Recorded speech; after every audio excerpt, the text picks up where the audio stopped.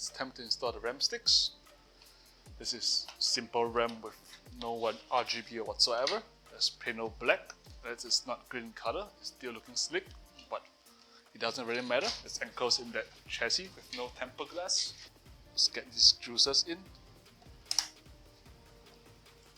Second juicer in, no problem. Now we open up the Corsair SF750. This guy packs a punch at EN chip at 259. But what you're getting is power supply with a small form factor, 80 plus platinum. So I believe 80 plus platinum is, what's the efficiency level of this? It's about 90 odd, I forgot exactly, but you'll see it right above, right here. And with 7 years warranty, you can't go wrong. Right, it comes with some zip ties, some Velcro straps, and of course the main event, this guy right here. And it being fully modular means that you can just use the cables that you need and nothing else. Alright, with a plethora of modular cables, this guy has all the good stuff. 24-pin ATX, 2x8 pin EPS connectors, so that supports if you require 8-pin 700 power, because some motherboards have an 8-pin and a 4-pin as well, and a standard what you call it PCIe connector. They have 4 of those, so you can even do SLI on this guy. And 8x SATA connectors and 3 peripheral connectors. We're just going to take out what we need. We just need PCIe, 2 of them. We need a SATA for hard disk drive. We don't need any peripherals, but of course we need the 8-pin EPS and the 24-pin ATX. So it's going to be 1, 2, 3, 4, likely 5 connectors. It's perfect. We'll do just that. Alright, we got all the connectors we need. Usually for the PCIe, I like to use 2 separate cables because it supplies more stable voltage that way. We'd rather overload 1 port in the PSU. I mean, we can do it, but since we have extra, why not? Of course, it means more cables there, but I think we can manage it somehow. And the rest, we can keep it for future use if we need it. So, I'm in a bit of a pickle here. Lucky I'm trying to test out these fans before I install it in the case. So I will have 2 up there as exhaust and 2 at the bottom as intake. And I realized that when I change the fan mode to full speed, or if it spins a bit harder, I'll make this really loud noise. I'll demonstrate how it's like here. I should put my mic close to it so you guys can hear. So right now that's fine. But when I change it right here to full speed, this is what happens. So there's clearly something wrong with the design of these fans. Basically it wouldn't work as bottom intake. I'm gonna try out if I have some other fans I use temporarily since I don't have a beefcake GPU right now. The 2070 Super that I have right here is just not that beefy, so it will do with regular fans at the bottom, which are 25mm in depth. So we'll see what we can have. I believe I have some white snowmans. Let's try to figure it out and find where they are. Let's see if it works as bottom intake. So I managed to find these snowman fans that I have lying around. Hopefully they work out fine as bottom intake. We'll see. So as soon as we turn this system on, we'll know, because usually when everything starts, fans will go 100%. I understand this is part of a check so that you know whether fans work or not. It's a built-in mechanism. I think that's pretty positive. Now we're in normal fan profile. So I'm going to switch it to full speed and we see what we get. Right, so let's put the mic nearer to hear it. This is a normal fan profile. Now we switch it to full speed. That works fine.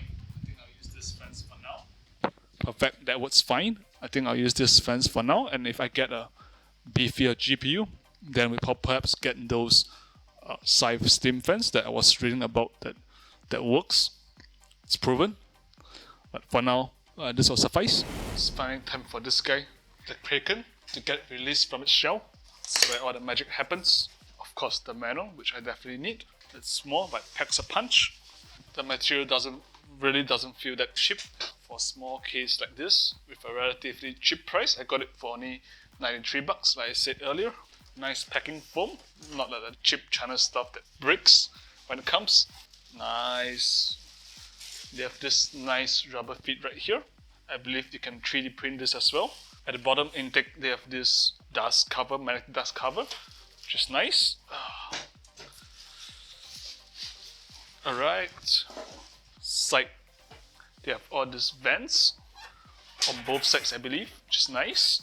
At the top, they have this dust cover here as well. I've seen countless videos of this guy being put apart toolless. Let's see how easy it is. Right here, I believe I just gotta pull this. It comes apart, real nice. It's held together by some kind of magnet, I believe, as well, on top of the grooves. Here, the front, nice. It actually comes out real easy, which is really cool. This side, I think the top can come off as well. Let's see. Alright, with everything off, it should be easier to build in, more roomy. And the bottom, I think we can't take off the bottom, but we can take out the dust cover for sure, because I can get it out. Alright, I think we're good to go. I'm not sure whether I can take this out. Yeah, I think we can. Let's get it out. Nah, you can't, because the feet is in the way, but I think that's fine. And that's included 90mm fan at the back, as you can see right here. I'm gonna remove this. I believe there's one more fan right here inside as well, which I don't need because I'm gonna use steam fans at the top and the regular 25mm fans at the bottom. Thickness and all of them are 120mm.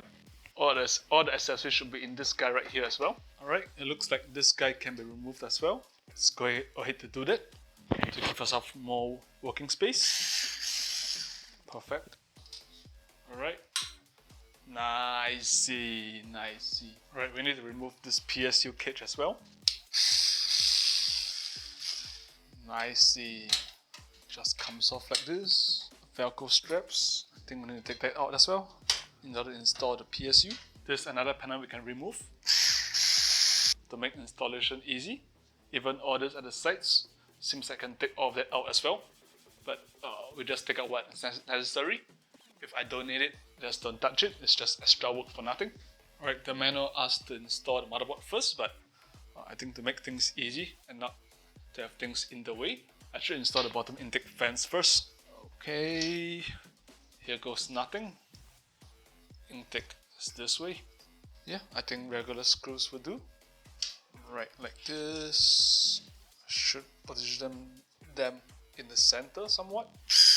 Alright, now we're supposed to install the motherboard. Alright, let's check out what the accessories box look like.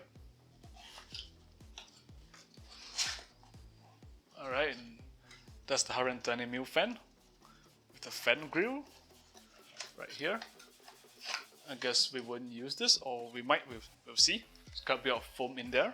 This is the screw package. It's a fan splitter, PWM 1 to 3 way. We might use this instead of the hub. And of course, some zip ties and a fan grill. Now we get to installing the motherboard. There we go, bad boy. The stand-offs are already pre-installed, which is real cool. Just gotta flop this guy in and just screw it on, just like that. Sweet Jesus, my god, does that look good.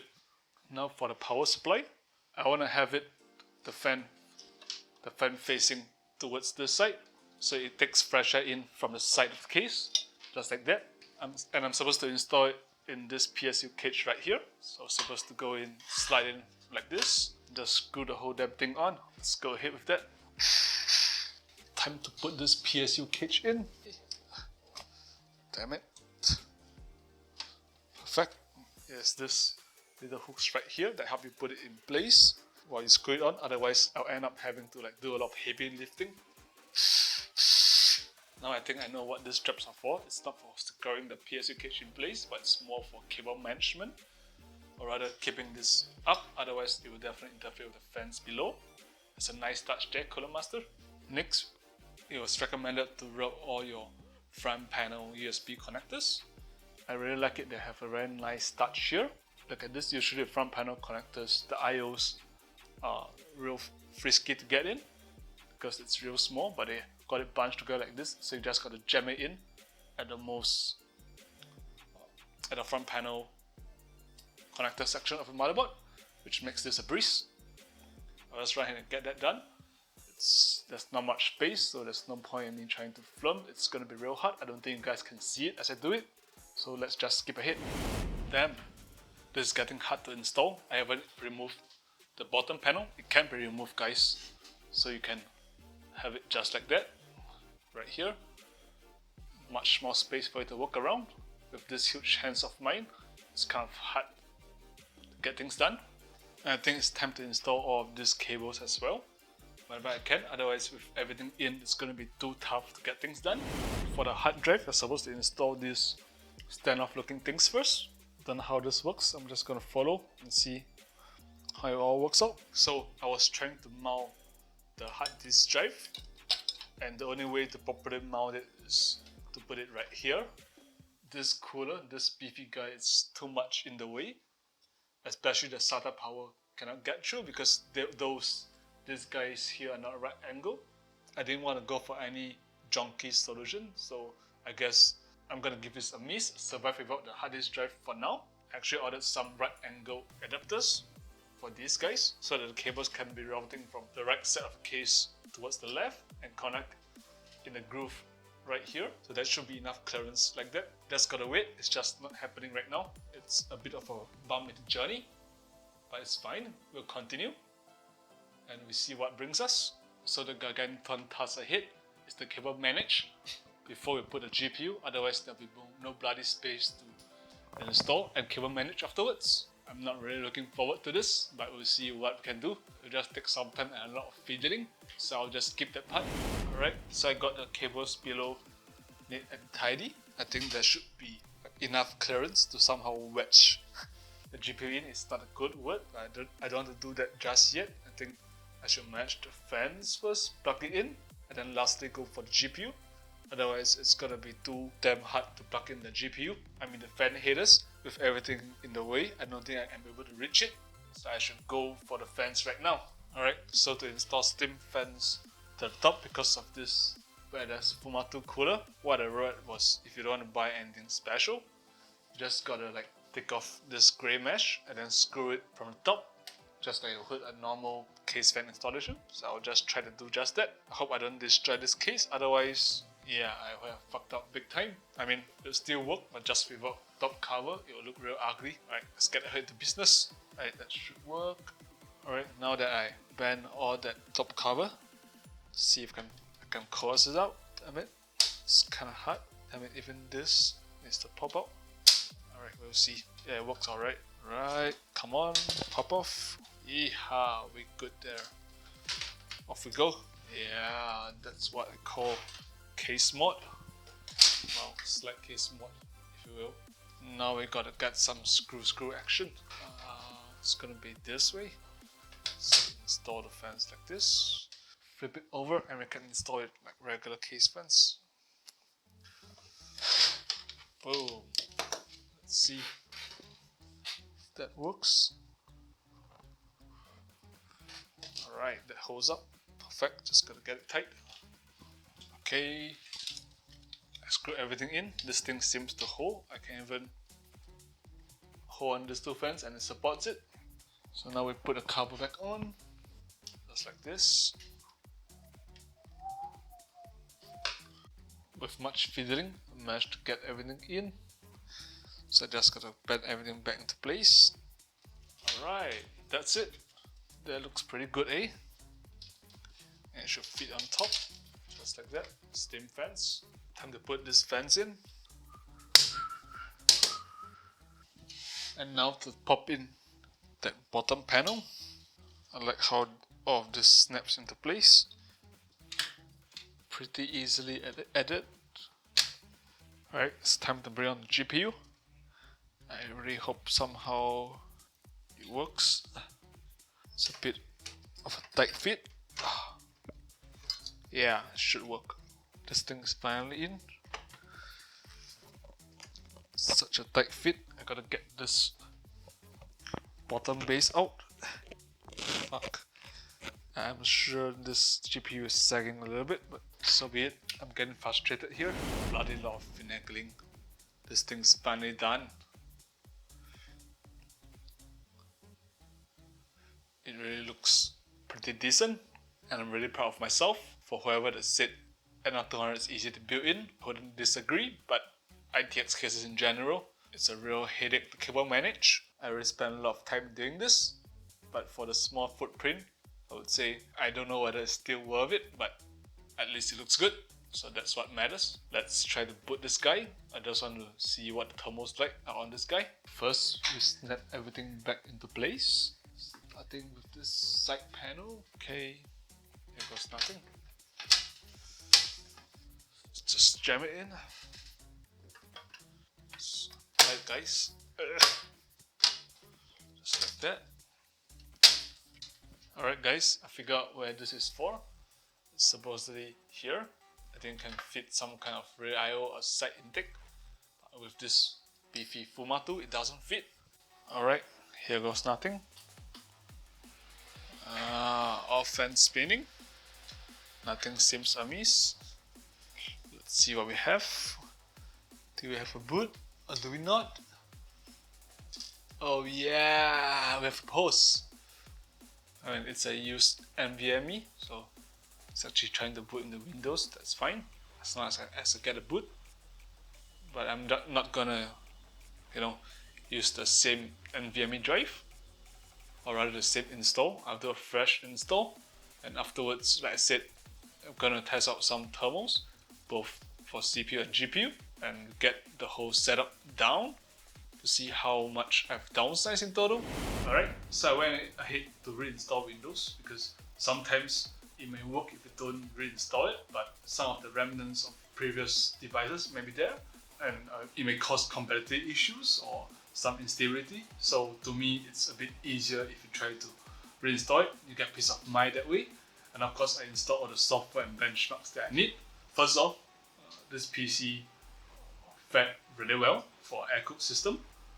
As you guys could tell, previously I'm on a 360 AIO, so those are the scores to beat. I definitely know that the scores will not beat that. All the tests will run on the ambient temp of 33 degrees Celsius with an AC turn on, and the CPU idle temp is at 41 degrees Celsius. GPU, it idles at 33 degrees Celsius.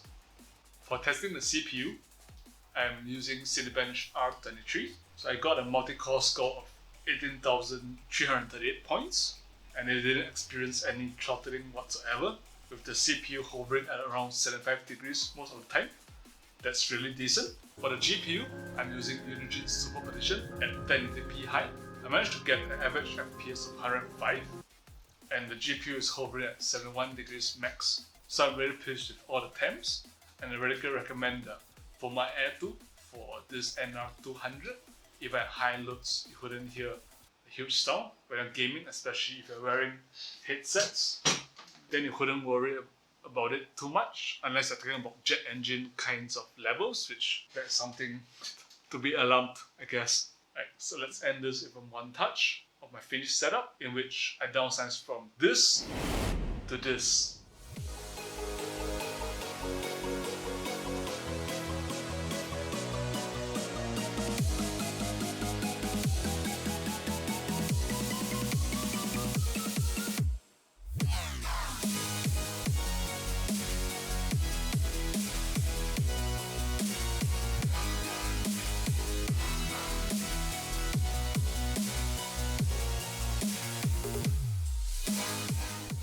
A bit of torture to build an ITX build. This is my second time I built in something like this, but something this powerful in this form factor is a first for me. I said it's kind of torturous, but look how much space I reclaimed on the desk. It's really worth it and looks real slick without RGB. This is like an anti-RGB build, so that's insane. With that, I'm gonna sign out, and this is Clarence from Asian Tech Guy. Feel free to ask me any questions and leave a comment down below if you have any.